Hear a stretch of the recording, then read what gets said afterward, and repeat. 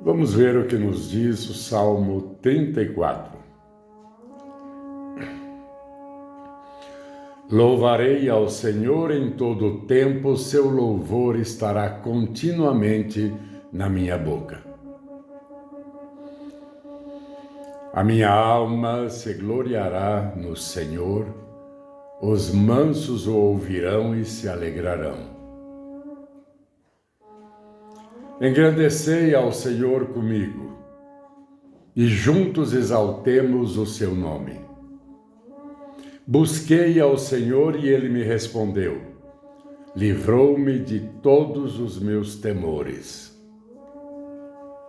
Olharam para ele e foram iluminados, e os seus rostos não ficaram confundidos. Clamou este pobre e o Senhor o ouviu, e o salvou de todas as suas angústias. O anjo do Senhor acampa-se ao redor dos que o temem e os livra. Provai e vede que o Senhor é bom.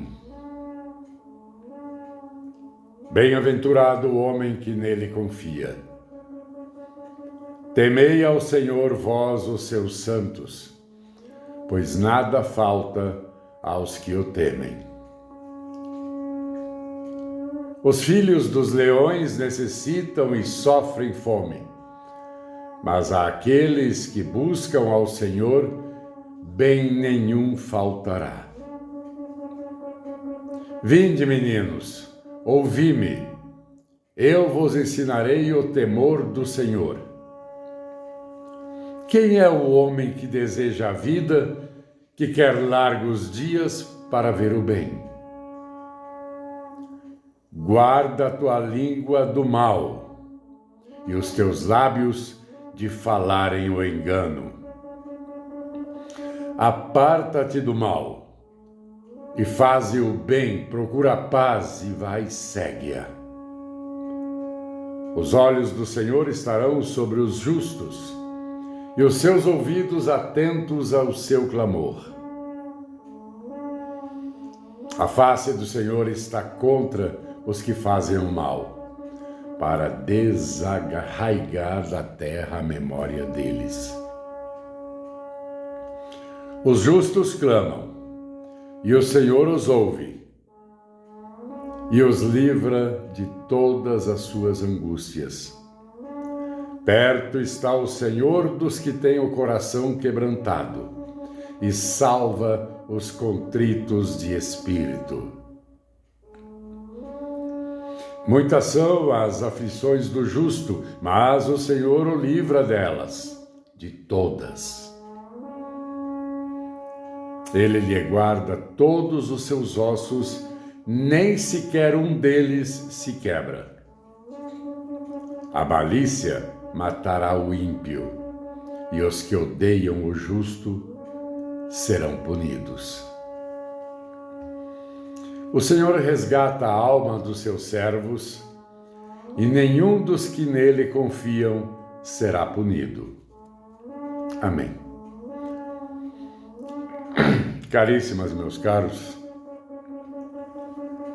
eu tenho visto em vários canais do YouTube, TikTok, enfim, até no Facebook.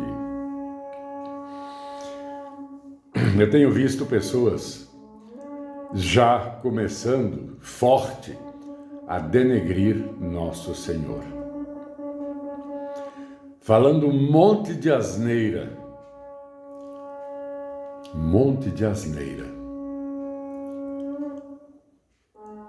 contra o Senhor, contra Jesus. Há uma coisa que eu não falei para vocês ainda. Podem me chamar de maluco, podem me chamar de menos de ímpio. Eu sou terraplanista, E eu acredito que foi manipulado não ter colocado o livro de Enoque na Bíblia. Enoque foi o primeiro. Se bem me lembro, Enoque, pai de Noé. Se eu estiver errado, vocês me corrijam, tá? Por isso sempre digo, quando eu for falar algo da Bíblia, abra sua Bíblia. Porque assim você vê se eu estou falando bobagem ou não. Porque eu peço ao Espírito Santo que habita em mim, que não me deixe falar bobagem, principalmente quando eu estou falando do que está escrito na Bíblia. Estão ouvindo essa corneta? Pois é, quiçá, muito em breve ouviremos de verdade nos céus. Enoque foi o primeiro a falar com as palavras dele, de Jesus, de vir uma vez e vir a segunda vez. Talvez porque o livro de Enoque, ele fala umas verdades que nenhum outro na Bíblia falou. Não sou contra quem está na Bíblia. Eu sou contra terem tirado o livro de Enoque.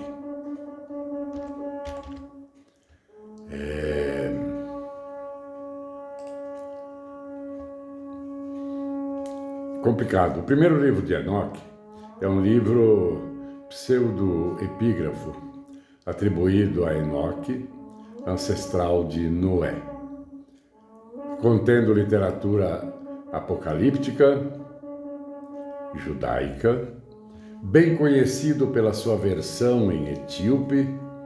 O livro teve porções preservadas em grego koiné, latim, siríaco e copta, e teve suas últimas citações antes da Era Moderna, perto do século. Bem conhecido pela sua versão em etíope, o livro teve porções preservadas e ainda podemos ler, né? Pode ser que alguma Bíblia tenha o livro de Enoque. As minhas, pelo menos, não. Mas eu estudei Enoque e realmente ele nos fala muito, mas muito mesmo, inclusive do hoje que estamos vivendo. Eu não estou aconselhando você a ler o livro de Enoque. Eu fiz um estudo um pouco aprofundado. Não quer dizer que eu possa dar aula. Não, eu sou um eterno aluno e o menor entre os menores.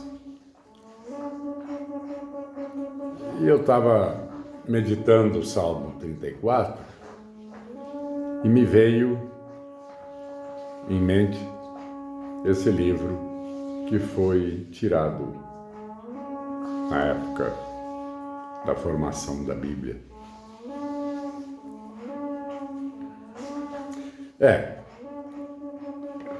Essa corneta eu coloquei de fundo para que você entenda os dias de hoje. Tudo que está acontecendo diz que é a segunda volta de Cristo. Eu acredito.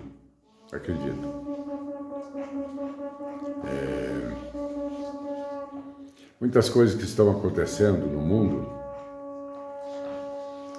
como tsunami na China e em outros países, parece-me que também na Líbia, aqui em Santa Catarina. Mas ali não foi tsunami. Foi. Não foi gigante, mas foi um tsunami.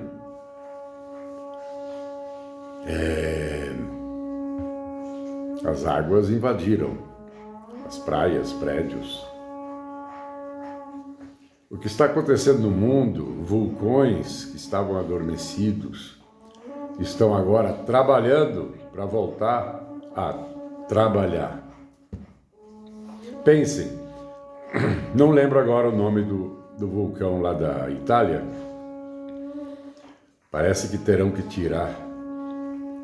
esvaziar cidades em torno de 500 mil de pessoas.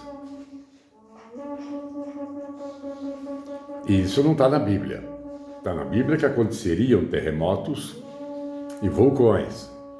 Mas esse, precisamente, não está lá escrito na Bíblia. O vulcão tal, ele vai estourar às vésperas da volta de Jesus. Não está escrito assim. Mas dá a entender. E isso, segundo a ciência, ele está se movimentando para trabalhar. Muitas coisas que estão acontecendo. Em Apocalipse está escrito que arderíamos como o calor do sol. Não estou sendo negativo, mas parece que no ano que vem vai piorar um bocado. De tempestades, de secas. Como é que pode?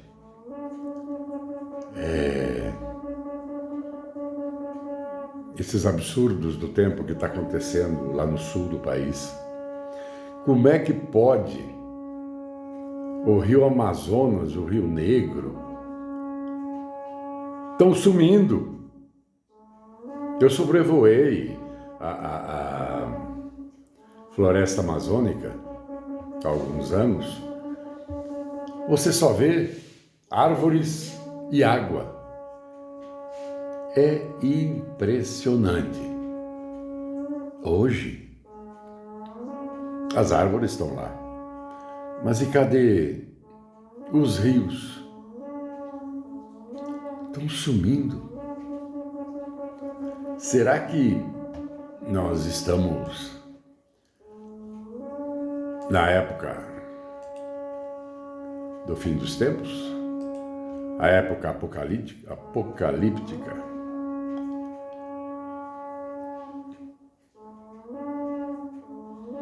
66º livro da Bíblia e 27º do Novo Testamento, neste livro, Apocalipse, acompanhamos a revelação de Jesus Cristo dada ao apóstolo João pelo Senhor para que ele mostrasse os acontecimentos que ocorreriam na terra após a retirada de sua igreja do mundo, incluindo a volta de Cristo. Bom, a autoria desse livro é atribuída ao apóstolo João, que estava preso, né? Ao longo dos 22 capítulos, vemos inicialmente mensagens direcionadas às 7 igrejas na Ásia: Éfeso, Esmirna, Pérgamo, Tiatira, Sardes, Filadélfia e Laodiceia. O apóstolo aconselha a todos a manterem-se firmes na fé, permanecendo longe das tentações de Satanás. Ele também convida a todos a arrependerem-se dos seus pecados e crerem em Cristo para que possam desfrutar da salvação. Eis que estou à porta e bato. Se alguém ouvir a minha voz e abrir a porta, entrarei em sua casa e com ele cearei, e ele comigo. Ao que vencer lhe concederei que se assente comigo no meu trono, assim como eu venci e me assentei com meu Pai no seu trono. Quem tem ouvidos, ouça o que o Espírito diz às igrejas. Está em Apocalipse 3, 20 a 22. Neste livro, encontramos diversos avisos sobre o fim dos tempos e do julgamento de Deus. Também nos é mostrado as glórias que aqueles que creem no Senhor receberão. João tem algumas visões sobre o trono do Senhor, do Cordeiro de Deus e a abertura do livro da vida, que continha 7 selos, feita pelo Cordeiro. Aqueles que possuíam o selo em suas testas teriam o amor e proteção de Deus.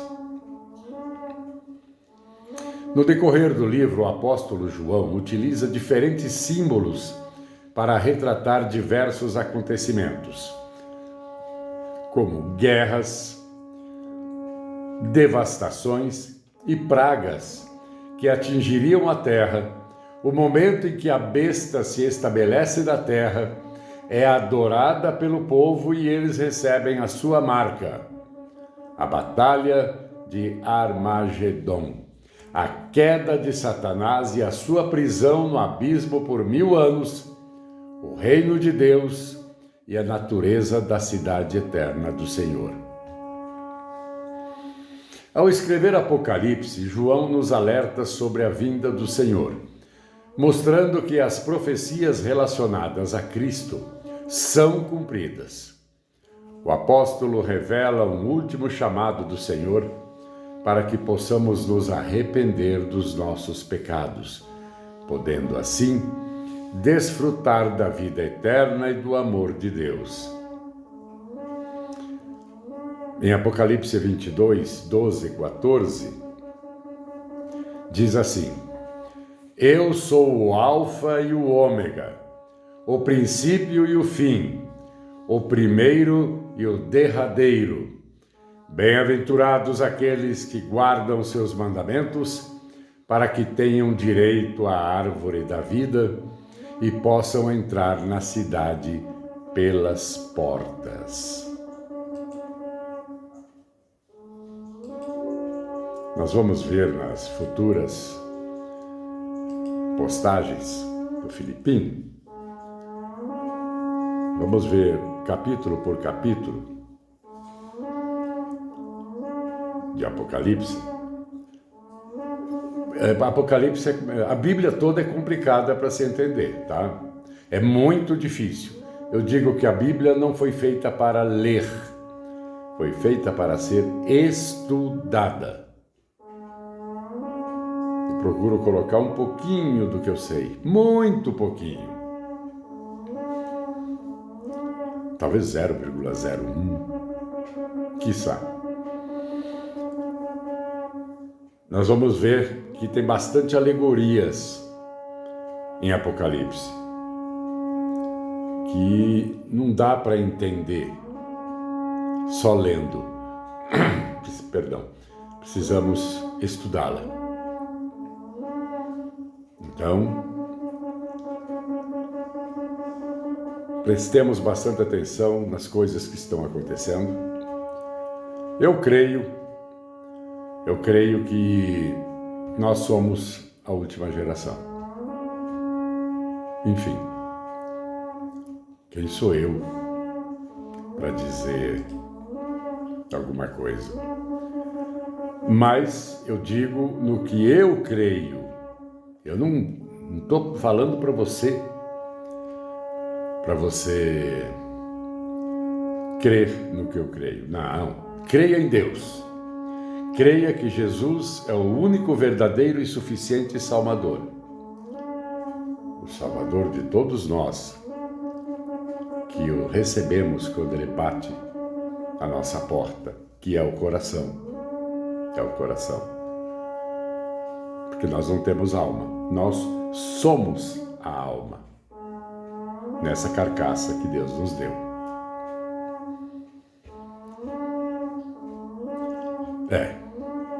Vamos ver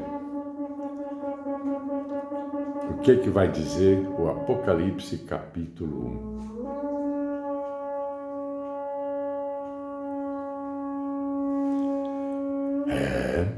E que Deus nos abençoe.